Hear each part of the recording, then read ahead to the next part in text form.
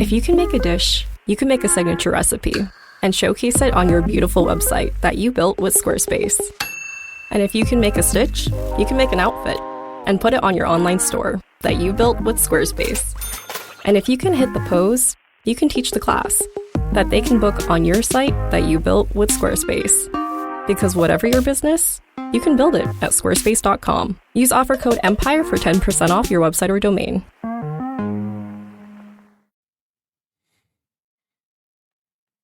And we're live 1 second in. Keith McPherson checking back in on Monday here, July 27th.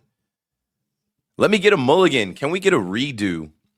I made this episode 3.5, 3.5, because we're going to go back. We did episode 4 on Thursday from Elevate Studios. Shout out to them. Appreciate them for giving me the opportunity to come through and shoot in their studio. But me, I'm so used to doing everything live. I always ask, can we do this live? Can this be live? Can we do this live? And what I'm just, kind of realizing here is you can do these things live, like what you're seeing me do right here in my own apartment, in my own home studio. But it's better if you pre-record. It's better if you pre-record. Let me see. I'm live right now as I'm having technical difficulties, of course. What I'm hearing is myself live on Instagram and myself live on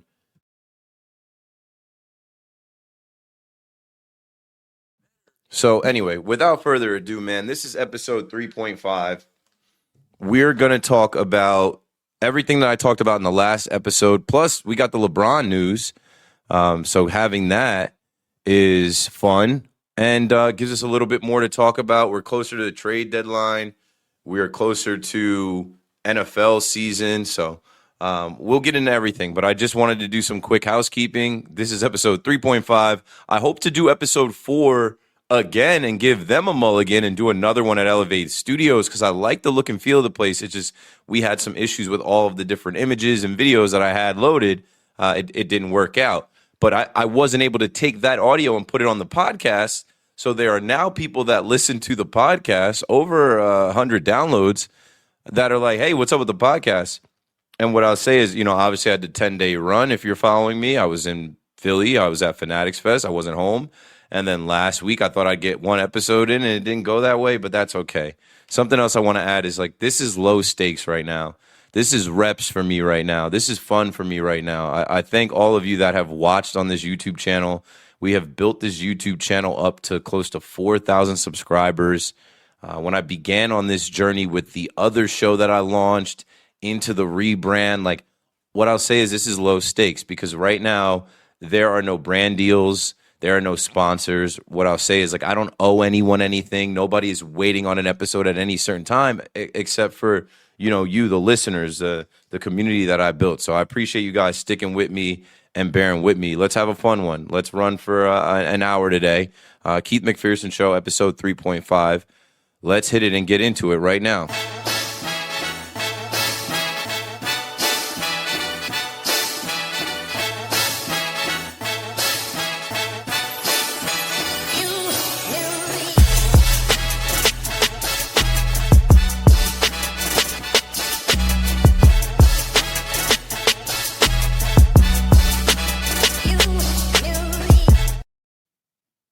Have no fear. I'm right here. Keith McPherson. The Keith McPherson Show. Episode 3.5.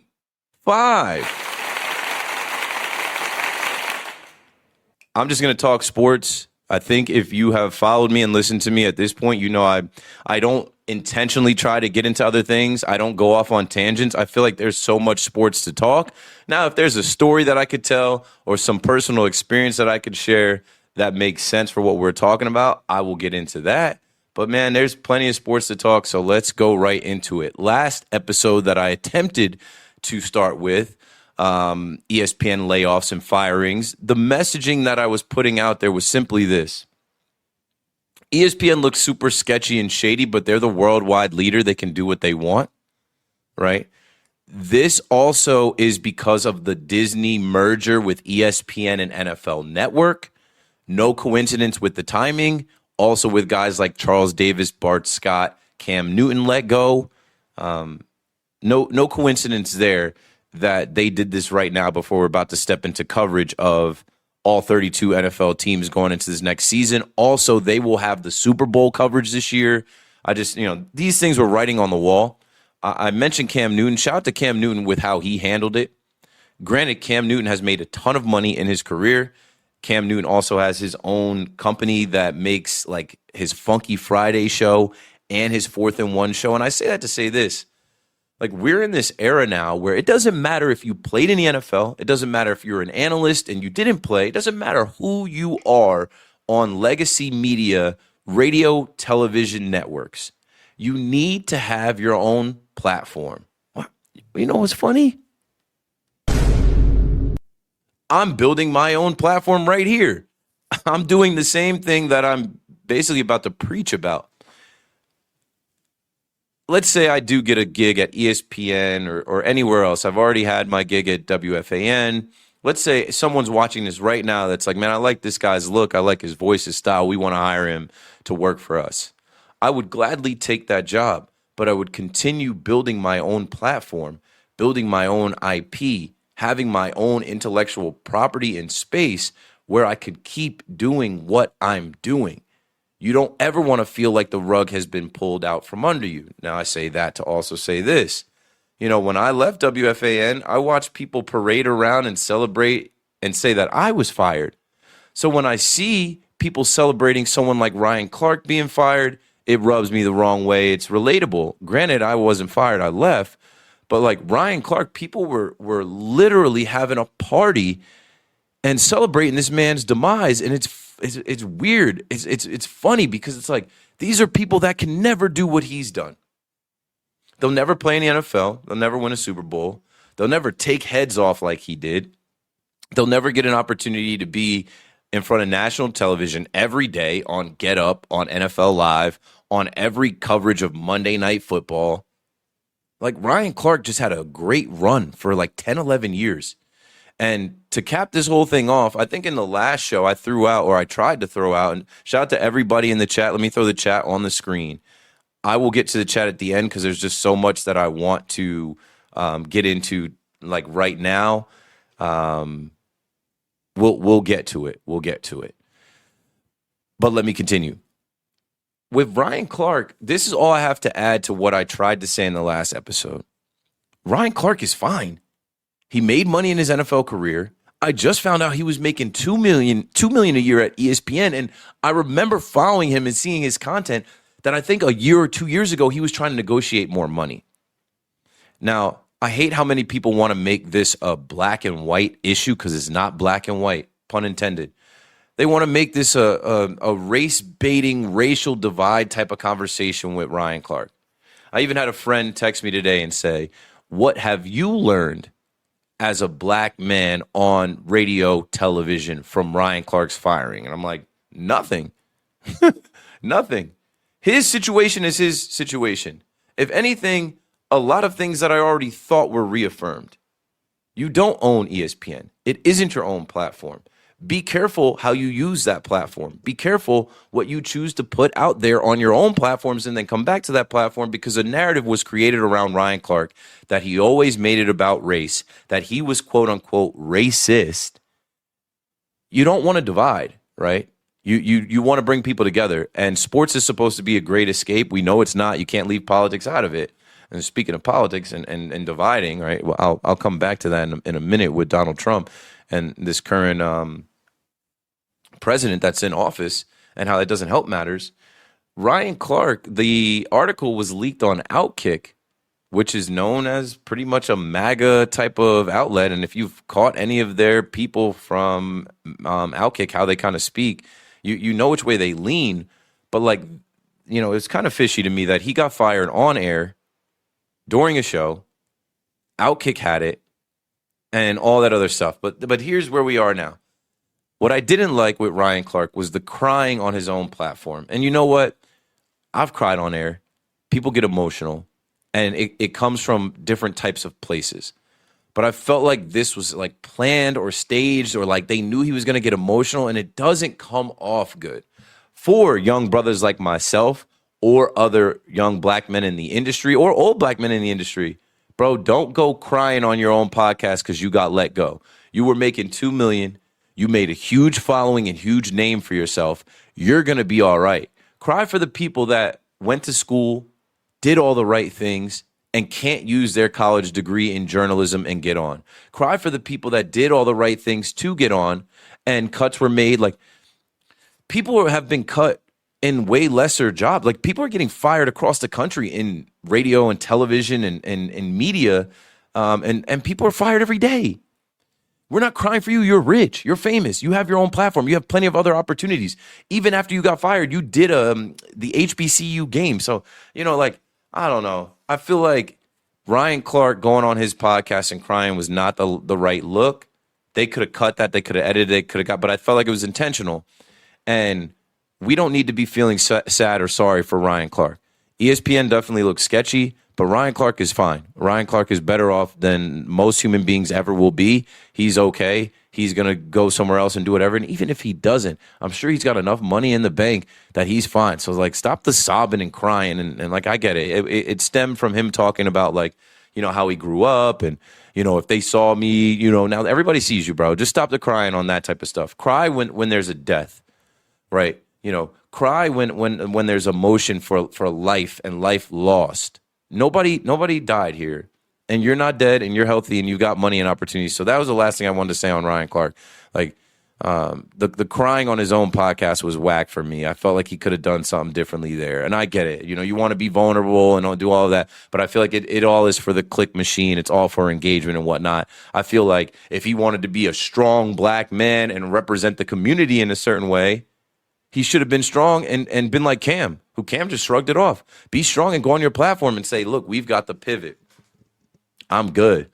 ESPN didn't make me, right? I am who I am. So, and let that be a message to all of you, white, black, Hispanic, Middle Eastern, South Americans, wherever the hell you're from. You don't own these platforms. Build your own platform, right?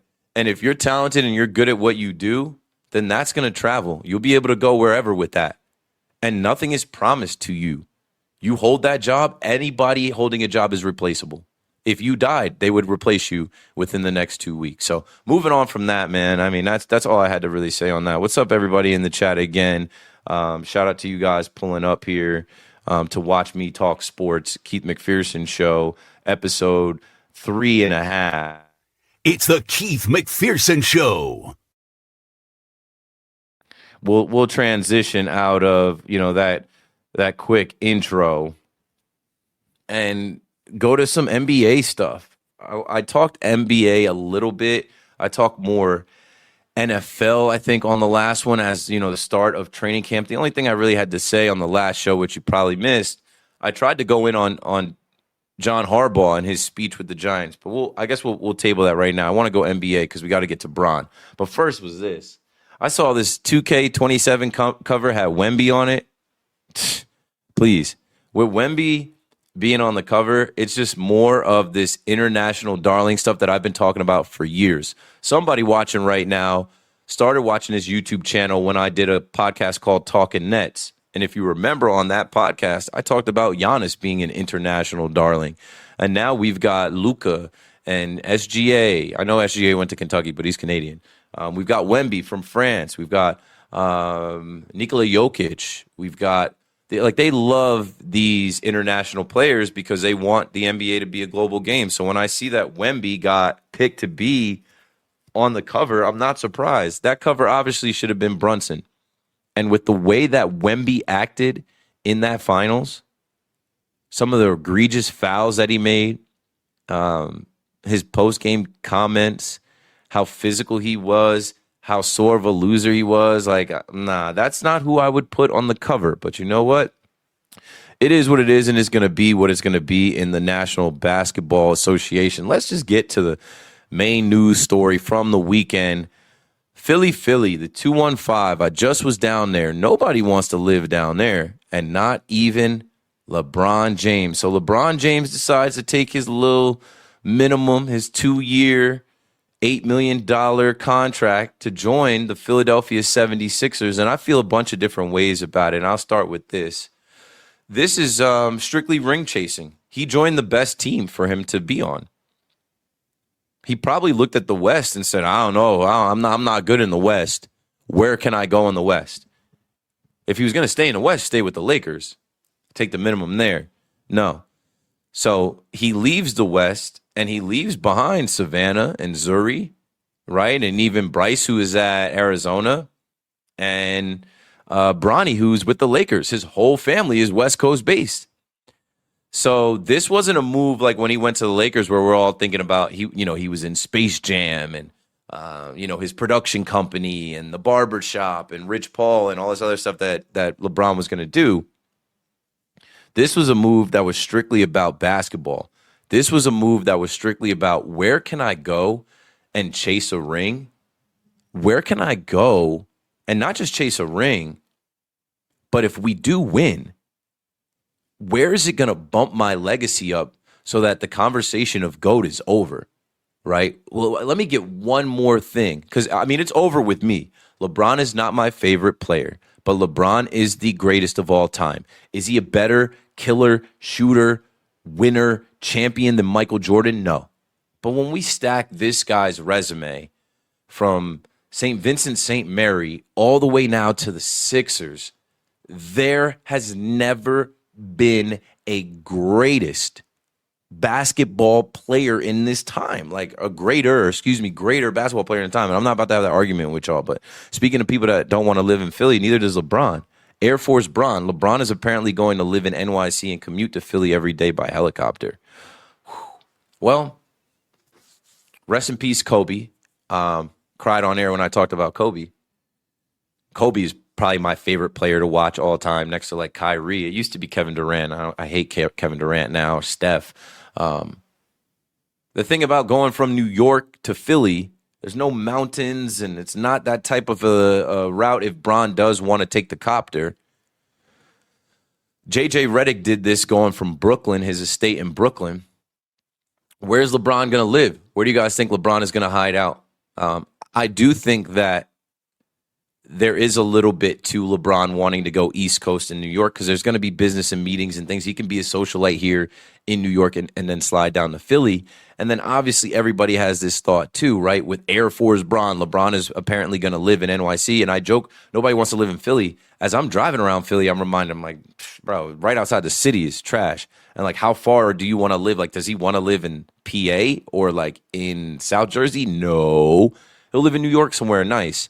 And he'll get on the helicopter or he'll, in advance, get in a car. And like I took the ride down there from Hoboken. It was an hour and 20 minutes. And it made me think about, damn, I should be coming down here more. I just always say, I hate Philly. But LeBron is going to now play for the Philadelphia 76ers, which is the right fit with VJ Edgecombe. And I just saw something with Sham saying he's going to run the point.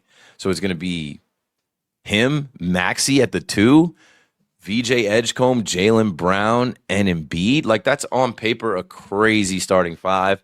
Will they win the chip? Probably not, because these things all blow up. Where will LeBron live? Who knows? But the last thing on the LeBron thing is, like, if the Knicks didn't win the championship, LeBron would have been full on trying to be on the New York Knicks. And that whole plan went to S window with LeBron or with the Knicks winning, and then LeBron had to pivot. And then I think like all the talk about Miami, all the talk about Cleveland and kind of going back somewhere. No, like this is a LeBron basketball move. And if you follow the breadcrumbs, like there was a fake Shams article that went out. Shout out to Miles Johnson, Real Talk with MJ, young black dude that does sports content. He's great. From Philly, he's a machine. He actually works with Fox Sports 1 as their social media producer, and he cranks out a ton of videos for himself talking sports. He fell for the fake Shams report, and he ran out and did the reaction video, and I wrote under it. I said, well, if it actually happens, you got to do it again. Because like as I started thinking about it, I'm like, Philly is the best spot for him, right? Basically, they're saying him going to Philly, they think they can beat the Knicks. Him going to Philly, like, they think that they're going to win the East. over Giannis in the Heat, right? Could have joined Giannis in the Heat, didn't do that. There was that like fake YouTube post that went out or whatever. The Cavs, who were in the Eastern Conference Finals with Donovan Mitchell and James Harden, he could have went back to Ohio, the kid from Akron. No, he goes to Philadelphia. He's got no ties to Philly. You know, Rich Paul talking about this is a move that he thinks Kobe would have been like, hell yeah, would have loved, whatever. But we don't know what Kobe would have thought about this at this point. But, you know, speaking of Ohio and him, I thought it was just made full and perfect sense for LeBron to go back to Ohio because he wants the pomp and circumstance. He wants the farewell tour. He wants to be treated like the king. And I don't know if you're going to get that in Philly. These Phillies fans are crazy. I was just around them, Eagles fans. Like, when we get to October, they're going to be turned up. The Flyers were better last year than they thought.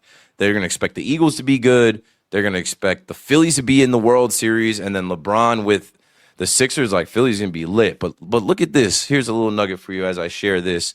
I know the podcast listeners cannot hear this. I'm not doing this correctly. There we go. Ohio's Mr. Basketball runner-up just traded for Jaylen Brown on the cheap and signed LeBron. I'm like, yo, I knew they got Daryl Morey up out of here. But Mike Gansey finished second to LeBron in Ohio for Mr. Basketball in 2001. 25 years later, he's the GM of the 76ers. And, I mean, he's walking on water down there now. You know what I'm saying? He's a god down there now because for basketball reasons, like, this guy was able to go and trade for Jaylen Brown, which is a finesse of a trade. Makes no sense. And then he's able to land LeBron. And to transition out of that, like, man, this is another thing I tell you guys too, right? And this goes back to Ryan Clark. This goes back to me starting this episode and saying how, like, you know, the last production company studio that I worked with, I'm not going to throw them under the bus. Even the people that I started that mic check project with, I'm not going to throw them under the bus either. Because you meet the same people going up that you see on the way down. And what I mean is this world, the degrees of separation, everybody is so intertwined and connected. You do not know when it's going to come back around or how it's going to come back around. So don't burn any bridges. Burning bridges. All right, so look at this right here as I speak on like the connections and things. And now I'm going conspiracy theory. And now I'm looking at all these different type of things. And I put this together as a great transition for my show. If you're listening to the podcast, you can't read this, but the video here, let me zoom in a little more. Videos circulating online of 76ers owner and super collector David Blitzer attending a party with LeBron's agent Rich Paul on July 19th. LeBron announced his decision a few days later. Might have to imagine it was wrapped up on the 19th. Closing deals is nothing new to Blitzer. Smart move by LeBron and team. This was just an all-around great move for everything. Now, as you guys are watching at home, take a look at the street. Right? Take a look at these golden poles right here. Take a look at the people outside, paparazzi, and then even the watermark, Gyro Media. This guy's made a whole media company off of being a paparazzi Instagram, Twitter stalker. But look where they're walking into. Stop the video right there. Come back to me. That is a club in New York called 22. I ain't never been in there. But that club has been popping up for a few different reasons. And as we conclude this conversation around the NBA, I had to speak on this right here. Now, you guys at home have watched and you see that, you know, same street in the background. It said Country Floors. You see the golden poles. You see all of these different people pulling up, paparazzi cameras flashing, yada, yada, yada. Okay, now let's roll this one here. You guys can see in the back of the class. Can you guys see? Let me make myself smaller. Okay, this one we're going to roll on. Full Court Pass puts out security in NYC. Check to see if Michael Porter Jr. was on the guest list. Then let Jalen Brunson walk right in. Let's play it, and then I'm going to give you my honest thoughts and reaction when I saw it. Here it is.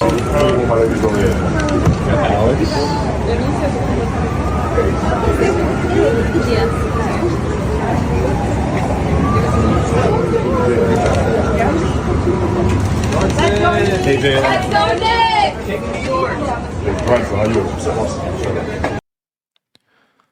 Okay. So what I hate is that people wanted to turn this into a Brooklyn Nets versus Knicks conversation. I find it odd that the Nets are irrelevant. Nobody cares about the Nets and their 10 fans. But yet any opportunity anyone has, specifically Knicks fans, to laugh at the Brooklyn Nets, mock the Brooklyn Nets, or make some type of fake rivalry out of the Knicks and Nets, they do it even if it's something off the court like this. Michael Porter Jr., is he really a Net? He played for them last year. He's on the roster right now, but like it's not like we look at him like, yo, that's the face of the Brooklyn Nets. He could be traded. Also, he was with Peyton Watson, his former teammate from the Denver Nuggets. So if we're talking about like just, comparing people, there were two comparisons that got brought out. Michael Porter Jr. has a championship ring.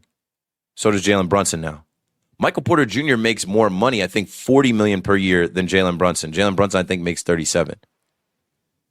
Granted, Michael Porter Jr. rolls up, even if they're familiar with the guy. He's a party guy. He's out a lot. Even if they know who he is. He's with Peyton Watson, who they may not know. That's his man's. That's his boy. That's who he's been hanging out with. He's making sure they get in. They're on the list. They got in the club. Jalen Brunson and Mrs. Brunson, they don't have to wait in any lines. Not at a club, not a restaurant. They are super recognizable.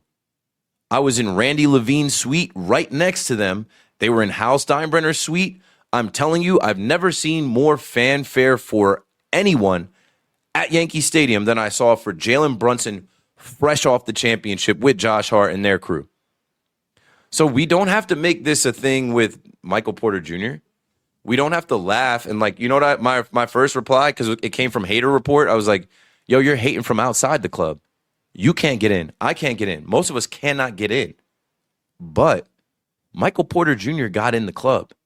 And nobody said anything about the Knicks or the Nets. There's just all these weirdos that always want to make it Knicks versus Nets. It's not a real rivalry. Y'all got it, right? You're the champs. Don't worry about the little lowly Nets. They're irrelevant, but you always got to speak on them. We get it. You still feel some type of way, I guess, about, hey, KD. Aren't you like, please, it's just stupid. Like that whole conversation that came up around the 22 club was dumb. But last but not least, let me pull a video here of the 22 club that I did think was very interesting. Jack Hughes, any Devils fans in the chat, any hockey people in the chat, here's something that I know for sure. I mean, people don't know hockey at all. They don't know hockey players at all. That's something I'm proud of myself for. There is a video, and I'm not even going to pull it up because we don't have a lot of time.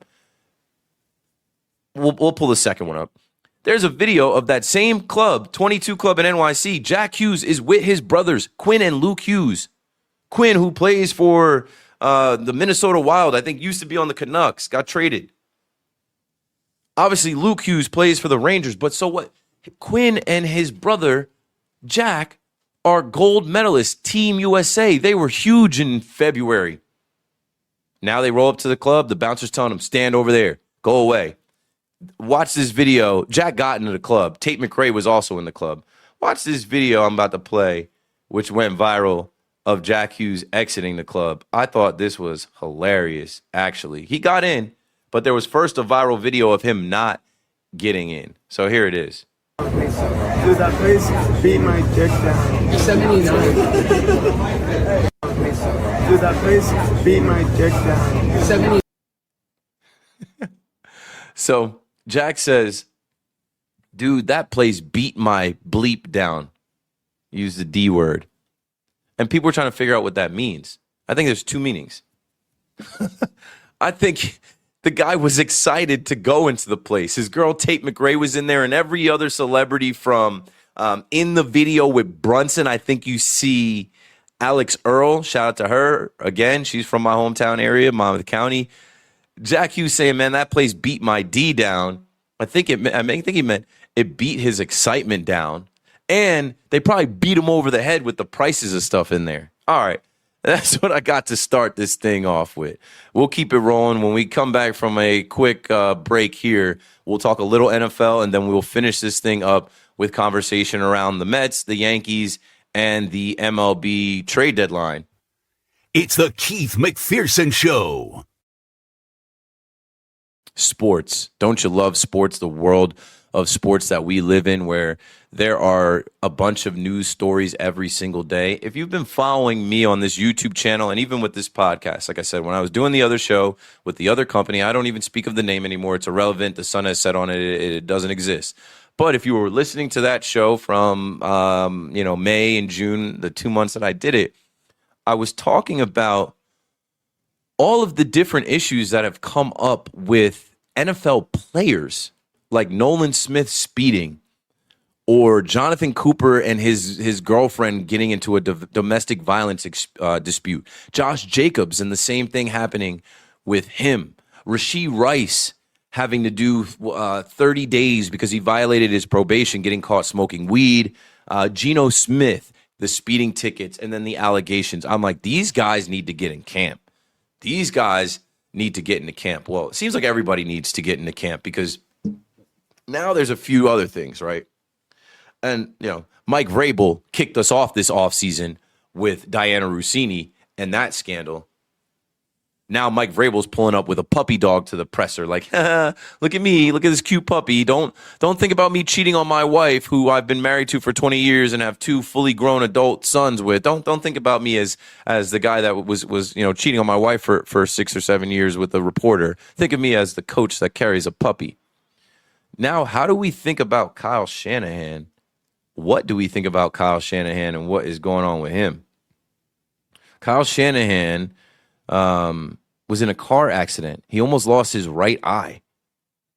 But there's like some fishy stuff going on, and I won't speculate on it yet.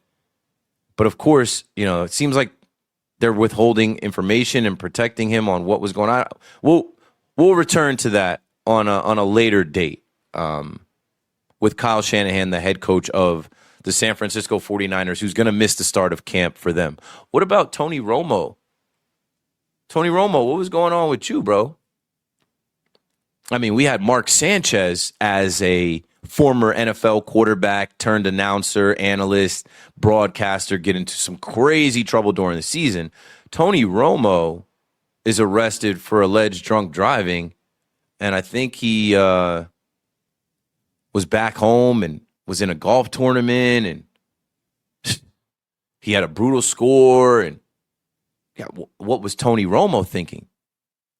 I think on one of my streams that I did around the Yankees, we were talking about DUIs and like the Jersey Shore area, how everybody in the Jersey Shore area got one.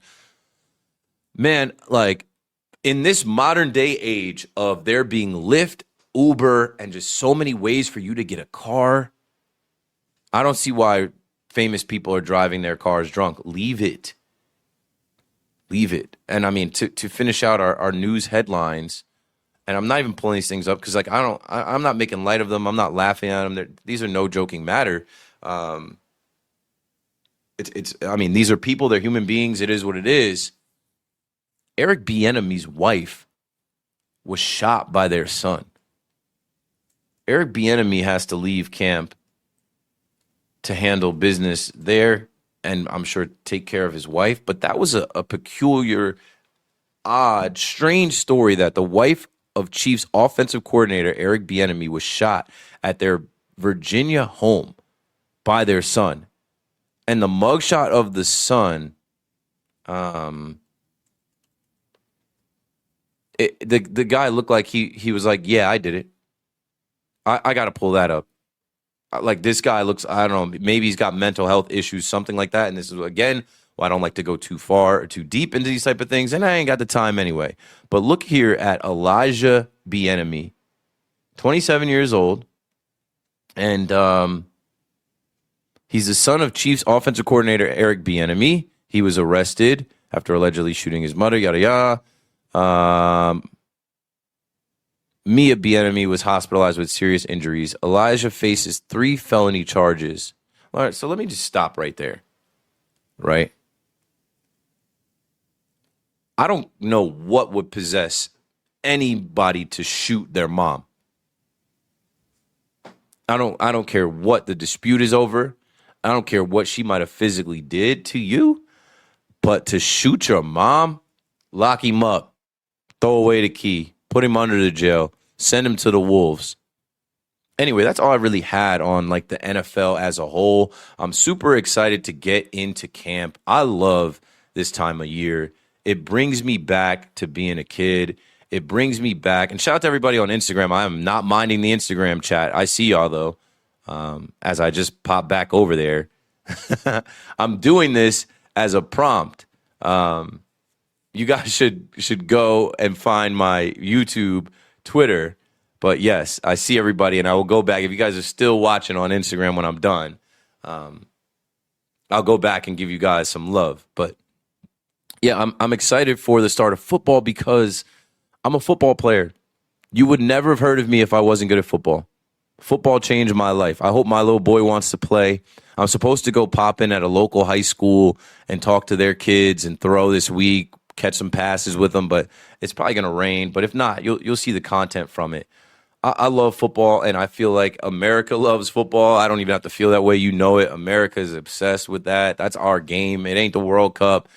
Baseball is America's pastime. We're past that time. It's the NFL. So I'm already putting together a note in my Apple Notes for like little fantasy things. And I was listening to Evan Roberts' show, and they were doing a new team, who this. And I love stuff like that. Not with the AI jingle. Evan Roberts loves the AI jingle. I could do without the AI jingle. I could do without AI everything. The artwork, the fake stuff. There's so much fake AI stuff. But I like playing the game. I haven't missed on his show where they name a player and then they try to figure out where said player is. So if you look at this, familiar faces in new places for 2026, obviously the biggest one is Myles Garrett. The second biggest one is Trent McDuffie, but we probably forgot about him, right? Those are trades. Kenneth Walker, right? And let me say the team, right? Like the Rams are stacked. They got Myles Garrett, they got Trent McDuffie, and they might get Aaron Donald back. The Chiefs, I think they're going to pick up where they left off, man. I mean, Kenneth Walker is going to change that offense and change things for Pat Mahomes.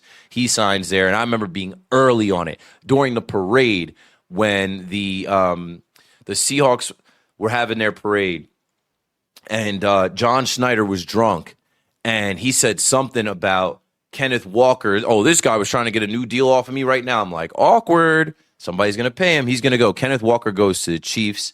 Eric Bieniemy will be his coach there. A.J. Brown to the Patriots. DJ Moore to the Bills. Their new uniforms are terrible. I'll get to that in a second. And then Jalen Waddle to the Broncos. New faces in new places. Get your fantasy teams together. Get ready for another NFL season. It's going to be fun. And this even goes further. David Njoku is with the Chargers. Mike Evans is with the 49ers. Travis Etienne Jr. is with the Saints. Reed Blankenship, they broke up the exciting Whites. He's down in Houston with the Texans. David Montgomery's also with the Texans. The Ravens couldn't get Max Crosby, so they get Trey Hendrickson, from the Bengals. I think the Bengals are going to be all right this year, too. Malik Willis to the Dolphins. Geno Smith here with the Jets. Tyler Linderbaum, they thought he was going to go to the Giants. He goes to the Raiders. Juwan Jennings to the Vikings. Do not forget about Juwan Jennings to the Vikings. The Vikings could be a sleeper team this year with Lil Kyler Murray, that little bugger. Wan'Dale Robinson, another munchkin. He's down there in Tennessee. Rashad White is with the Commanders. Speaking of the Bengals being good, Sexy Dexy is over there. Michael Pittman Jr. is with Aaron Rodgers and the Steelers. Rico Dowdle is with Aaron Rodgers and the Steelers. I already mentioned Kyler Murray with Kevin O'Connell and the Vikings. Romeo Doubs is with the Pats. That's another sneaky ad. Alex Anzalone. And, the last one they finish up on is Max Crosby not actually going to the team he thought he was going to be with. But, yeah, man, I'm excited for the NFL. I started watching the first episode of Quarterback. I got to tap into the Giants behind-the-scenes coverage that they did. I'll say this. If you tried to watch the last episode, I went in on this with John Harbaugh. John Harbaugh is speaking power into the New York Giants. I just think people are so corny and dumb on the internet. They never lived, and now they see stuff in their phones, and they're so quick to let's mock this, let's troll this, let's make fun. When I see John Harbaugh, a Super Bowl winning coach who's been in Baltimore down the road with the Ravens in the AFC, come into the room in front of the New York Football Giants and say, these are the New York Giants here. We're excited. The coaches are excited. We're the New York Giants. He's speaking power into the team. You don't got to talk about the 4 wins they had or the 3 wins they had or all of the embarrassing losses and things that they had in the past. That's got nothing to do with John Harbaugh. He is speaking to his team like they are going to restore the feeling of New York Giants football, and that's the first thing you got to do. Before you snap a ball, before you throw a ball, before you kick the ball in the air, you start to change the culture by being the figurehead that speaks to the team and speaks up to them, not down to them. You don't talk about this team sucked last year. We got to fix these things from last year is over. So John Harbaugh, well done. I loved it as a former football player myself and sitting in a lot of different rooms with coaches that try to motivate.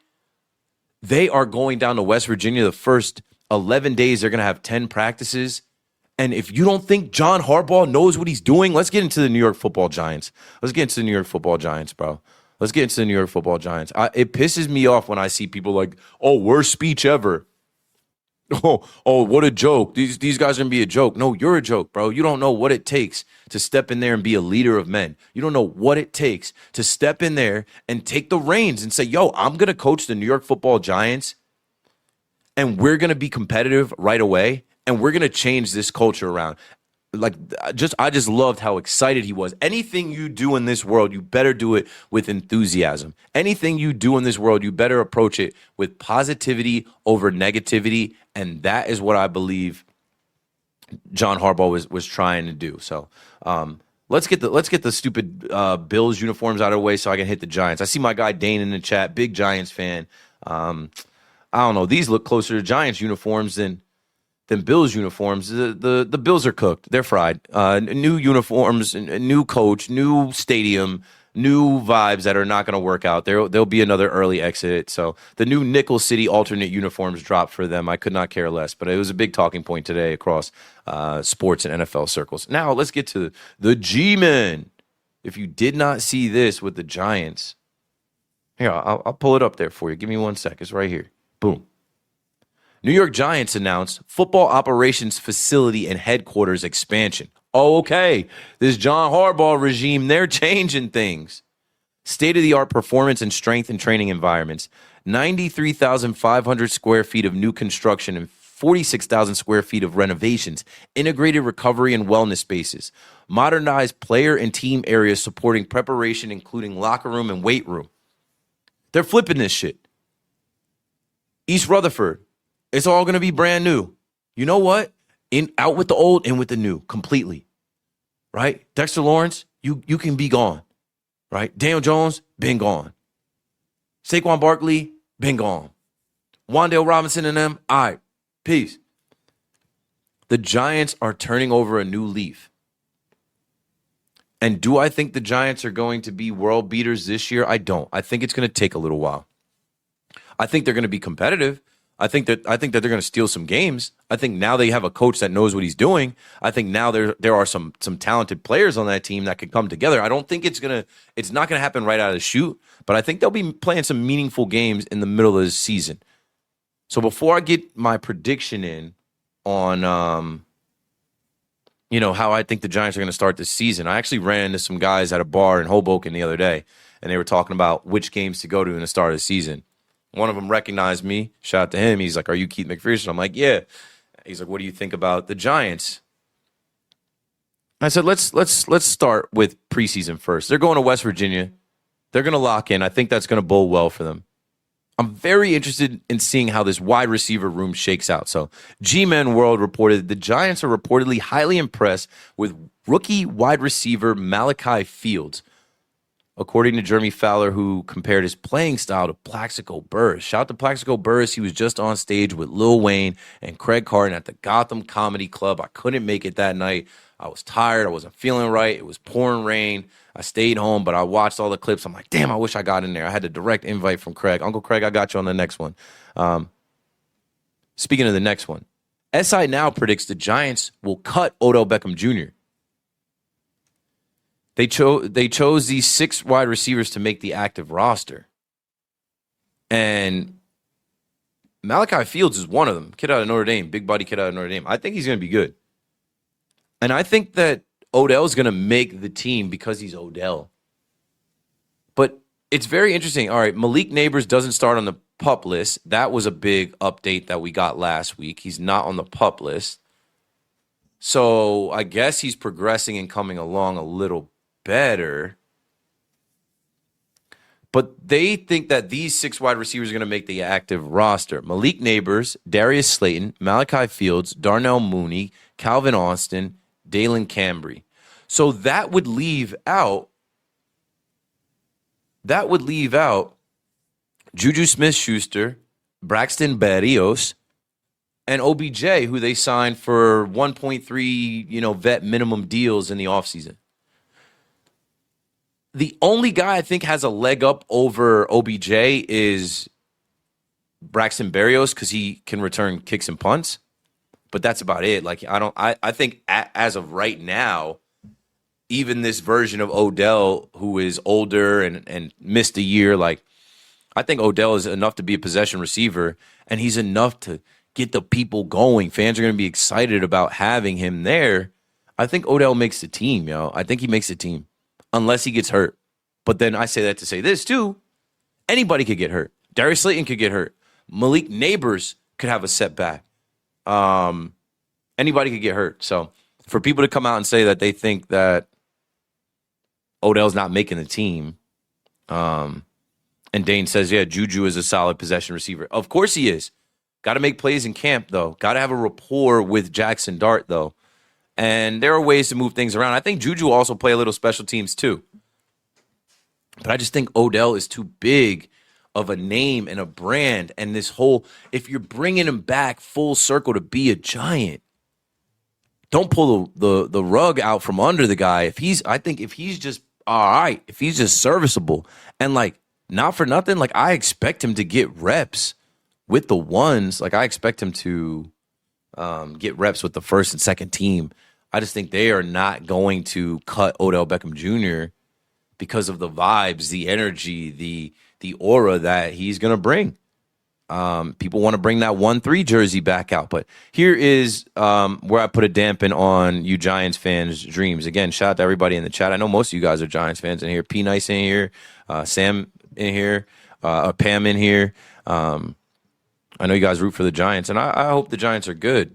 But when I look at that schedule the first 3 weeks, I think they're going 0-3. If they are not ready to compete against the Titans, right, because there's going to be the storyline of Brian Daboll was the head coach here. He's now with the Titans as their offensive coordinator, him and Cam Ward. I'm watching this quarterback show. I love Cam Ward. I just love his moxie. I like the way he talks, the way he carries himself as a quarterback, man. I think he's going to make a leap. No sophomore slump. I mean, not that he had a great rookie year, but he had some moments. I think he's going to take a step forward. And then, the Titans play the Jets week 1. I think that's going to be a win for them. And then they play the Eagles. They have both the Jets and Eagles at home. I think they're 1-1, most likely, coming into MetLife Stadium. The Giants have to host the Dallas Cowboys Sunday Night Football. I mean, if they shock the world and beat the Dallas Cowboys, great, but nothing changes till it does. The Cowboys have owned them, especially in that spot. And then you got to go across the country to L.A. and face Myles Garrett, Trent McDuffie, Puka Nacua, Devontae Adams, Matthew Stafford, and the Rams. That's a tough ask for a new head coach, a new team, a bunch of new players to rally and get it together in the first 2 weeks of the season. And they say that the first 2 weeks of the season are like preseason, right? Anything goes, anything can happen, because that's the first 2 weeks that you're strapping it up. Week 1, anything goes. Anybody can beat anybody any given Sunday. Then you watch the film, you recover in week 2. The first 2 weeks, what I'm saying is the first 2 weeks of the NFL season are glorified like preseason games. They count on the schedule, but they're really your first 2 real tune-ups as a first-string offense and defense, and everybody actually doing the thing for real. And the Giants, this is a lot of this is going to be new for. They're not going to have Malik Neighbors. It's going to be a new offense, new defense, new coaches to be ready to go out there. And I always talk about in football cohesive units. I have a hard time feeling like they're going to be a cohesive unit, but I reserve the right to change my mind depending on how this preseason goes and how they look week 1.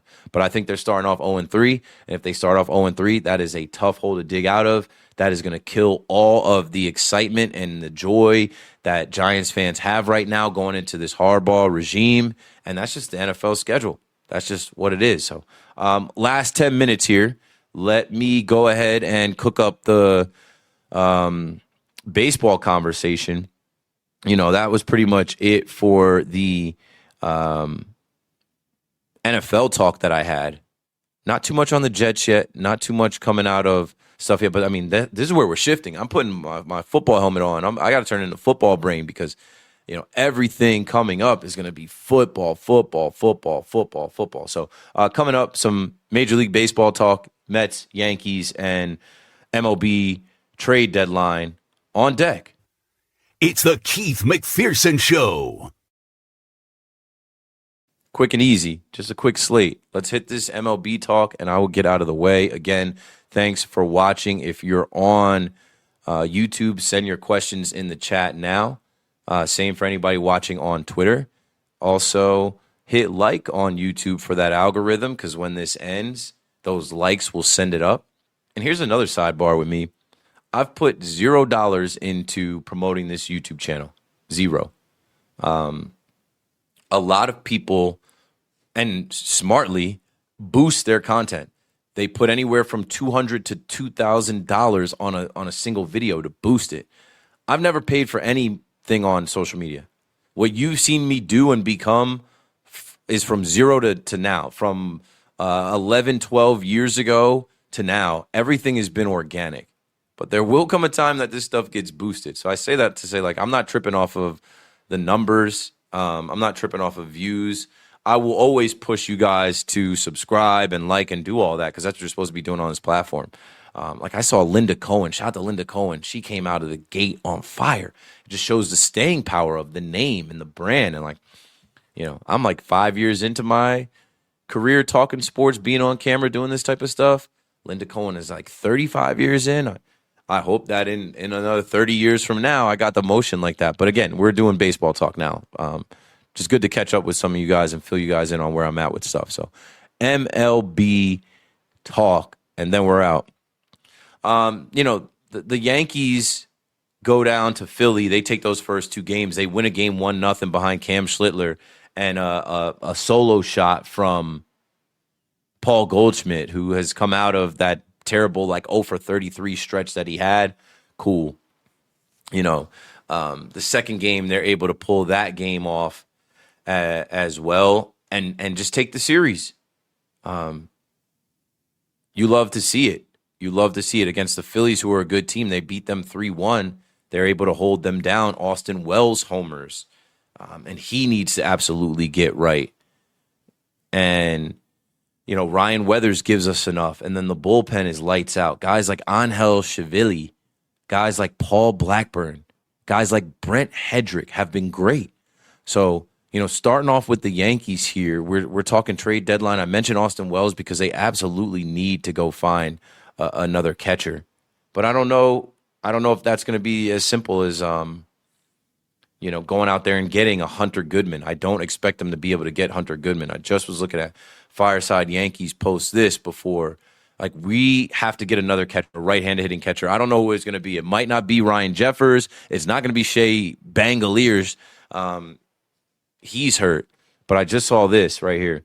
Chris Kirshner reports that it would be surprising if the Yankees pursued a top-of-the-market catcher such as Hunter Goodman due to internal belief that Austin Wells' defense, internal belief in Austin Wells' defensive abilities. He adds that New York Yankees still likely to add a catcher with Ryan Jeffers among options. Okay, so go get me Jeffers then, because it can't be Ali Sanchez, and it damn sure can't be J.C. Escara. Go get me Jeffers and Wells, and those two can platoon.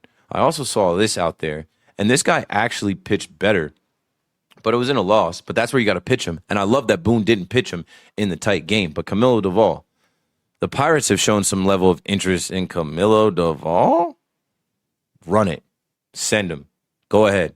Go ahead. For a Primanti Bros sandwich, you can get Camilo Duvall. Go ahead. Can't trust him. Can't trust him. And then everybody's saying Mason Miller is at the top of the Yankees list, and I think he should be. And I know people keep saying they need bats. They need bats. Okay, but they also need a closer. And then they can move Bednar up to the 8th inning. And this guy's under control. And A.J. Preller and Cashman have a relationship and a rapport. And I think Omar Minaya does as well. And I remember talking about Soto and how he was first in line for Soto because of the relationship that they have. So go get Mason Miller to come in and play corn at the end of games, and it's lights out and restores that feeling to Enter Sandman and Mariano. We've been chasing that feeling forever, right? Shortens games when you know the 9th inning, they're cooked. They can't catch up to that guy's stuff. What? Can you imagine a postseason where Cam Schlittler, Garrett Cole, Max Fried, these guys can go 7 innings, and then you go Bednar, Mason Miller? Stop it. Bro, stop. Bro, stop. Don't get me hyped. Don't get me hyped, because what pisses me off about this Yankees team is they can win the World Series this year. But I feel like they're going to find a way to screw it up. Either at the deadline or somebody not coming back. Now Belli is hurt, and now you got to watch Max Schumann belly flop in the outfield. And I don't care if they trade Spencer Jones, Jason Dominguez. At this point, I'm not even holding on to George Lombard, folks.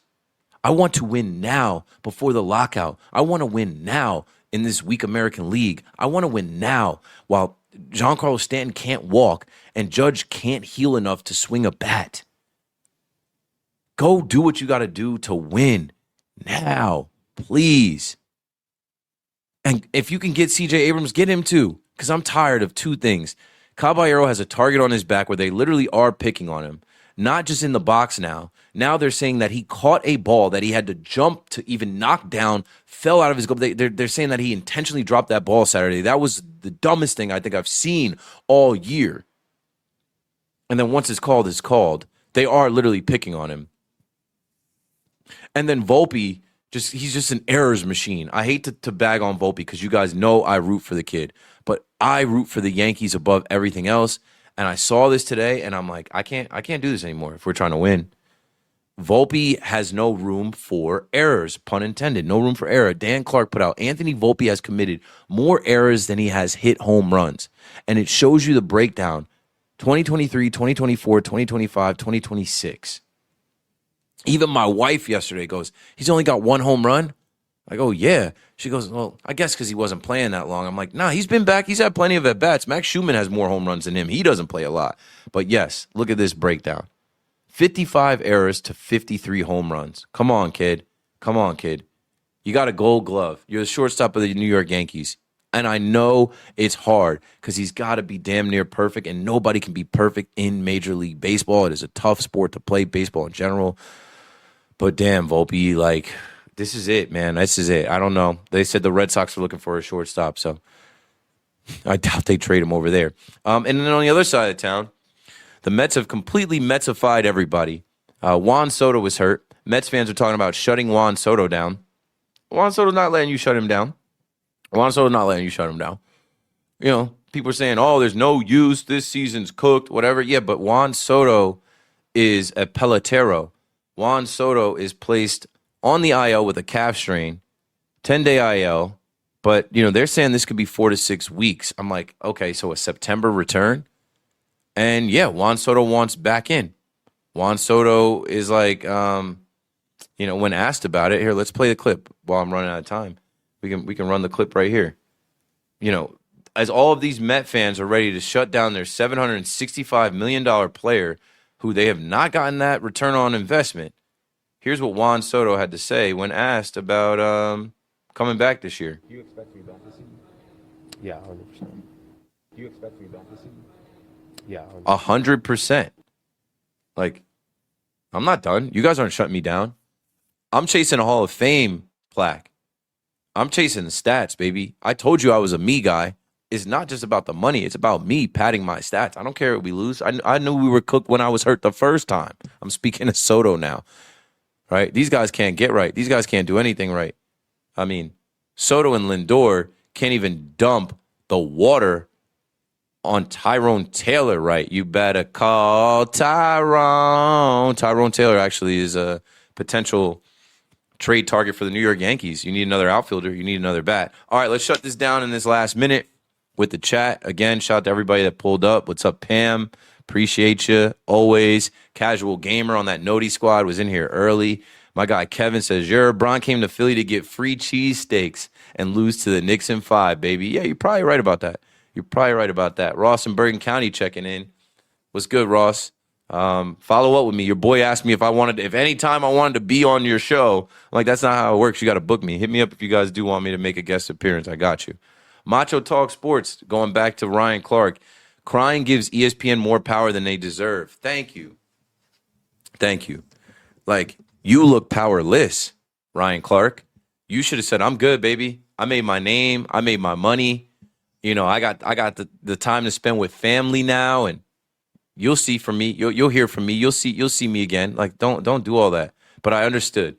It tied back to him talking about, like, yeah, you know, when I go home, how they look at me. But Ryan, they were looking at you like that when you were playing at LSU. They were looking at you like that when you were playing for the Steelers. They're not looking at you like that because you were on ESPN. P Nice is in here.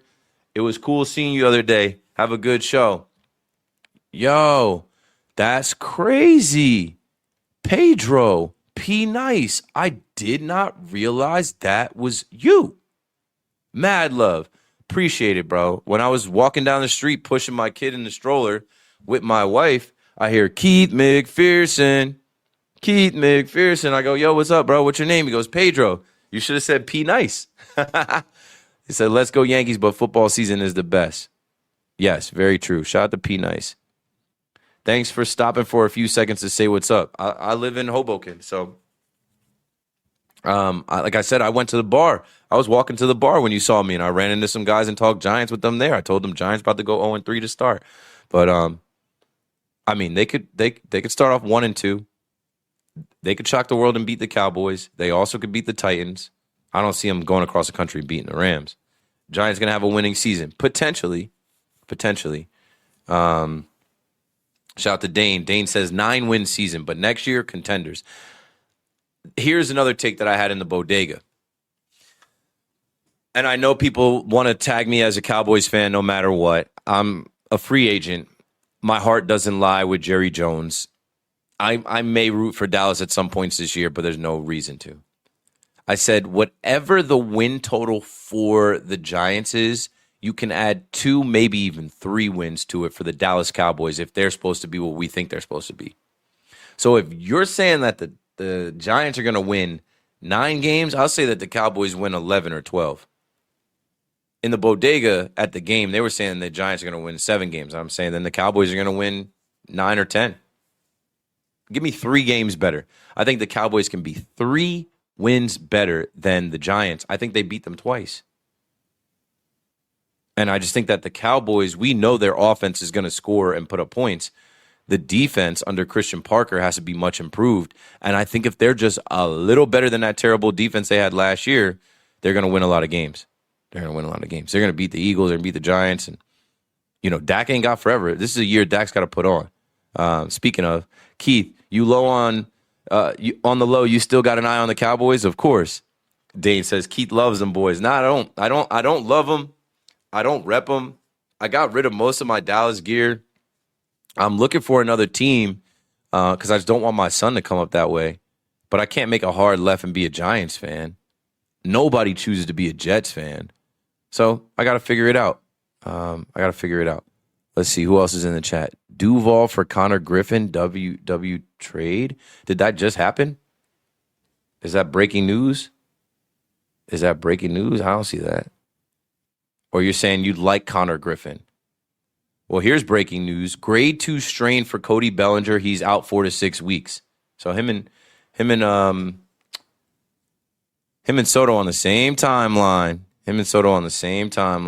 Not great for us. Like, what I'll say about Belli, he's had a down year and a disappointing year for what he makes, but he showed his value with that catch that he had the other night and, you know, his defense, and then he even had some hits. Like, it seemed like he was starting to come out of it, and then he gets hurt. Yeah, I don't know what to tell y'all, man. I'm running along.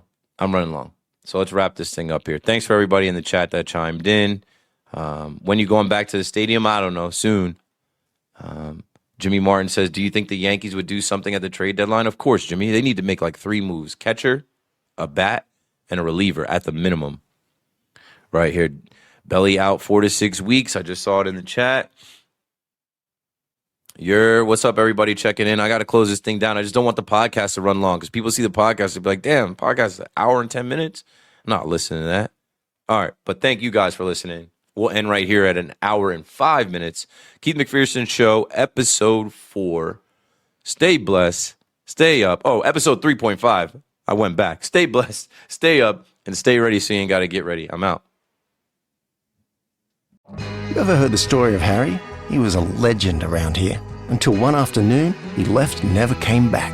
Turns out, Harry went and made himself a website using Squarespace. Used Squarespace domains to buy artisanseatcushions.com.